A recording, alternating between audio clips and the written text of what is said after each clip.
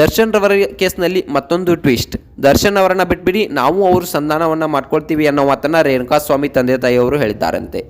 So ನಮ್ಮ ಮಗ ಇದ್ದರೂ ನಮ್ಮನ್ನು ಚೆನ್ನಾಗಿ ನೋಡ್ಕೊಳ್ತಿದ್ವೋ ಇಲ್ವೋ ಗೊತ್ತಿಲ್ಲ, ಸೊ ಅವರಾದರೂ ನಮ್ಮನ್ನು ಚೆನ್ನಾಗಿ ನೋಡ್ಕೊಳ್ತಾರೆ ಅನ್ನೋ ಮಾತನ್ನು ಹೇಳ್ತಾರಂತೆ. ಸೊ ಅಷ್ಟಕ್ಕೂ ಏನಾಯಿತು ರೇಣುಕಾಸ್ವಾಮಿ ತಂದೆ ತಾಯಿಯವರಿಗೆ, ಯಾಕೆ ಈ ರೀತಿಯಾಗಿ ಹೇಳಿದ್ರು? ಸೊ ಅಷ್ಟಕ್ಕೂ ಆಗಿದ್ದಾದರೂ ಏನು? ಸೊ ಒಂದು ಕೋರ್ಟ್ ಇದಕ್ಕೆ ತೀರ್ಪು ಏನಾನ ನೀಡುತ್ತೆ. ಸೊ ಇವರು ಏನಾದರೂ ಒಂದು ಈ ರೀತಿಯಾಗಿ ಹೇಳಿದ್ರೆ ಸೊ ದರ್ಶನ್ ರವರು ಈಗ ಹೇಗಿದ್ದಾರೆ, ಸೊ ಏನಾಗುತ್ತೆ ಇದರ ಮುಂದಿನ ವಿಷಯ, ಇದೆಲ್ಲದರ ಬಗ್ಗೆ ಸಂಪೂರ್ಣವಾದ ಮಾಹಿತಿಯನ್ನು ಈ ಒಂದು ವಿಡಿಯೋದಲ್ಲಿ ನಾನು ನಿಮಗೆ ತಿಳಿಸ್ಕೊಡ್ತೀನಿ. ಅದಕ್ಕೂ ಮೊದಲು ನೀವು ನಮ್ಮ ಚಾನಲ್ಗೆ ಹೊಸಬರಾಗಿದ್ದರೆ, ನೀವಿನ್ನೂ ನಮ್ಮ ಚಾನಲನ್ನು ಸಬ್ಸ್ಕ್ರೈಬ್ ಮಾಡಿಲ್ಲ ಅಂದರೆ ಈ ಕೂಡಲೇ ಸಬ್ಸ್ಕ್ರೈಬ್ ಮಾಡಿ. ಹಾಗೆ ಒಂದು ಪಕ್ಕದಲ್ಲಿರೋ ಬೆಲ್ ಐಕಾನ್ನ ಪ್ರೆಸ್ ಮಾಡೋದ್ರ ಮೂಲಕ ನಮಗೆ ಸಪೋರ್ಟ್ ಮಾಡಿ. ಹಾಗಿದ್ರೆ ತಡಾಕ್ ಮಾಡೋದು ಬನ್ನಿ ಸ್ನೇಹಿತರೆ, ವಿಡಿಯೋನ ಸ್ಟಾರ್ಟ್ ಮಾಡೋಣ. ಮೊಟ್ಟ ಮೊದಲನೇದಾಗಿ ಹೇಳಬೇಕಪ್ಪ ಅಂತಂದರೆ, ಈಗಾಗಲೇ ರೇಣುಕಾಸ್ವಾಮಿ ಕೊಲೆ ಪ್ರಕರಣದಲ್ಲಿ ದರ್ಶನ್ ರವರು ಜೈಲಿನಲ್ಲಿ ಇದ್ದಾರೆ. ಜೈಲಿನಲ್ಲಿ ಹಲವಾರು ನರಳಾಟವನ್ನು ಇವರು ಪಡ್ತಾ ಇದ್ದಾರೆ. ಸೊ ಯಾಕಪ್ಪ ಅಂತಂದರೆ ಬೆನ್ನು ನೋವು ಆಗಿರ್ಬೋದು, ಮಂಡಿ ನೋವು ಆಗಿರ್ಬೋದು, ಸೊ ತುಂಬಾ ಕಷ್ಟಗಳನ್ನು ಪಡ್ತಾ ಇದ್ದಾರೆ. ಸೊ ಯಾವುದೇ ರೀತಿಯಾಗಿ ಸರಿಯಾಗಿ ಊಟವನ್ನು ಮಾಡದೆ ಸೊ ತುಂಬಾ ಕಷ್ಟವನ್ನು ಇವರು ಪಡ್ತಾ ಇದ್ದಾರೆ. ನನಗೆ ಸಾಕಪ್ಪ ಸಾಕು ಜೀವನ, ನನಗೆ ಒಂದು ತೊಟ್ಟು ವಿಷ ಕೊಟ್ಬಿಡಿ ಅನ್ನೋ ರೀತಿಗೆ ಹೋಗಿದ್ದಾರೆ. ಸೊ ಅಷ್ಟೊಂದು ನರಳಾಟವನ್ನು ಇಲ್ಲಿ ದರ್ಶನ್ ರವರು ಪಡ್ತಾ ಇದ್ದಾರೆ.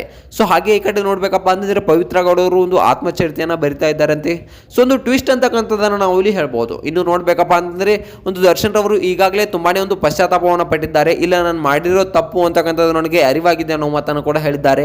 ಸೊ ಮನುಷ್ಯ ಎಷ್ಟೇ ಒಳ್ಳೆಯ ಕೆಲಸಗಳನ್ನು ಮಾಡಲಿ, ಯಾಕಪ್ಪ ಅಂತಂದರೆ ದರ್ಶನ್ ರವರು ತುಂಬಾ ಒಳ್ಳೆಯ ಕೆಲಸವನ್ನು ಈಗಾಗಲೇ ಮಾಡ್ತಾ ಇದ್ರು ಹೊರಗಡೆ ಇದ್ರೆ. ಸೊ ಅವರ ಮನೆಯ ಬಾಗಿಲಿಗೆ ಹೋದಂಥವರನ್ನು ಯಾರನ್ನು ಕೂಡ ಇಂದಿಗೂ ಕೂಡ ದರ್ಶನ್ ರವರು ವಾಪಸ್ ಕಳಿಸಿಲ್ಲ. ಹಾಗೆ ಅಭಿಮಾನಿಗಳನ್ನೇ ದೇವರು ಅಂತಕ್ಕಂಥದ್ದನ್ನು ನಂಬಿರೋರು. ಸೊ ಹಲವಾರು ಹಿಟ್ ಸಿನಿಮಾಗಳನ್ನ ಕೂಡ ಕನ್ನಡ ಇಂಡಸ್ಟ್ರಿಗೆ ಕೊಡ್ತಾ ಇದ್ರು. ಅಂತಹ ದರ್ಶನ್ ರವರು ಈಗಾಗಲೇ ಒಳಗಿರೋದ್ರಿಂದ ತುಂಬಾ ಚಿತ್ರರಂಗಕ್ಕಾಗಿರ್ಬೋದು, ಹಾಗೆ ಕೆಲವೊಂದಿಷ್ಟು ಅಭಿಮಾನಿಗಳಾಗಿರ್ಬೋದು ತುಂಬಾ ತುಂಬಲಾರದ ನಷ್ಟ ಆಗಿದೆ ಅಂತಕ್ಕಂಥದ್ದನ್ನು ನಾವು ಇಲ್ಲಿ ಹೇಳ್ಬೋದು. ತುಂಬಾ ಒಳ್ಳೆಯ ದಾರಿಯಲ್ಲಿ ನಡೀತಾ ಇದ್ರು. ಸೊ ಇದ್ದಕ್ಕಿದ್ದ ಹಾಗೆ ಸೊ ಏನೋ ತಪ್ಪು ಮಾಡಿದ್ರೂ ಗೊತ್ತಿಲ್ಲ. ಸೊ ಟೈಮ್ ಅಂತಕ್ಕಂಥದ್ದನ್ನು ನಾವು ಇಲ್ಲಿ ಹೇಳ್ಬೋದು. ಸೊ ಕಾಲಕ್ಕಾಗಿ ಸೊ ಕೋಪದ ಕೈಗೆ ಬುದ್ಧಿಯನ್ನು ಕೊಟ್ಬಿಟ್ಟು ಸೊ ತಮ್ಮ ಜೀವನವನ್ನು ತಾವೇ ಹಾಳು ಮಾಡ್ಕೊಂಡ್ಬಿಟ್ರು. ಸೊ ಪವಿತ್ರ ಗೌಡ ಅವರ ಜೊತೆ ಕೂಡಿ ಸೊ ಕೆಟ್ಟ ನಿರ್ಧಾರವನ್ನು ತೆಗೆದುಕೊಂಡು ಸೊ ಈ ರೀತಿಯಾಗಿ ಮಾಡಿದ್ರು. ಕೆಟ್ಟ ಸಮಯ ಅಂತಕ್ಕಂಥದ್ದನ್ನು ನಾವು ಇಲ್ಲಿ ಹೇಳ್ಬೋದು. ಆದರೆ ಅದಕ್ಕೆ ತುಂಬಾ ಪಶ್ಚಾತ್ತಾಪವನ್ನು ದರ್ಶನ್ ರವರು ಪಡ್ತಾ ಇದ್ದಾರೆ. ದರ್ಶನ್ ರವರು ತುಂಬಾ ಮಾನಸಿಕವಾಗಿ ಅಸ್ವಸ್ಥವಾಗಿದ್ದಾರೆ. ಸೊ ಯಾವ ರೀತಿ ಅಂದರೆ ಸೊ ನಾನು ಸಾಯ್ತೀನಿ ಅನ್ನೋ ರೀತಿಯ ಮಟ್ಟಿಗೆ ಯೋಚನೆಯನ್ನು ಮಾಡ್ತಾ ಇದ್ದೇನೆ, ನಾನು ಸಾಯ್ತೀನಿ ಅನ್ನೋ ರೀತಿಯಾಗಿ ಹೇಳ್ತಾ ಇದ್ದಾರೆ. ಅಂದರೆ ಸೊ ಅವರ ಮೈಂಡ್ಸೆಟ್ ಯಾವ ರೀತಿಯಾಗಿದೆ, ಸೊ ಅವರ ಮೈಂಡ್ಸೆಟ್ ಎಷ್ಟು ಕೂಗಿದೆ ಅಂತಕ್ಕಂಥದ್ದನ್ನು ನಾವೇ ತಿಳಿದುಕೊಳ್ಬೋದು. ಸೊ ಅಷ್ಟೊಂದರ ಮಟ್ಟಿಗೆ ಮೈಂಡ್ಸೆಟ್ ಇವ್ರದ್ದು ಕೂಗಿದೆ. ಇನ್ನು ನೋಡಬೇಕಪ್ಪ ಅಂತಂದರೆ ತುಂಬ ಖುಷಿಯಲ್ಲಿ ಇದ್ದಂತಹ ಜೋಡಿ ಯಾವ್ದಪ್ಪ ಅಂತ ಅಂದರೆ ಸೊ ವಿಜಯಲಕ್ಷ್ಮಿ ಹಾಗೆ ದರ್ಶನ್ ರವರು ಈಗಾಗಲೇ ಒಂದಿಷ್ಟು ಖುಷಿಯಲ್ಲಿ ಇದ್ದು. ಸೊ ಅದಾದ ನಂತರ ದರ್ಶನ್ ರವರಿಗೆ ಬೇಲ್ ಕೂಡ ಸಿಕ್ಕಿತ್ತು. ಬೇಲ್ ಸಿಕ್ಕ ನಂತರ ಮತ್ತೆ ಈಗ ದರ್ಶನ್ ರವರು ಒಳಗಡೆ ಇದ್ದಾರೆ.